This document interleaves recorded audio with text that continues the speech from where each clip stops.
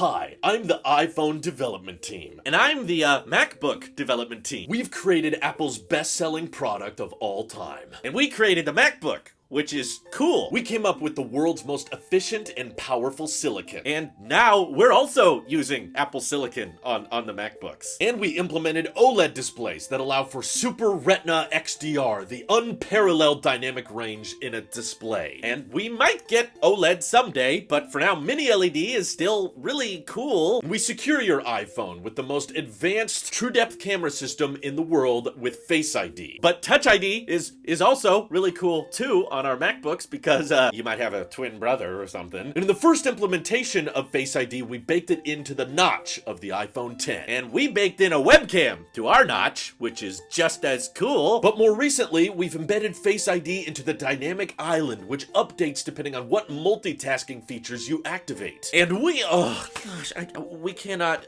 keep up with you guys. I guess we could try the dynamic island on the MacBook. No. Okay, fine. Well, at least we'll be first to the 3nm architecture. No, that's gonna be us. Really? A17 chip. We got it first. All right. Well, whatever.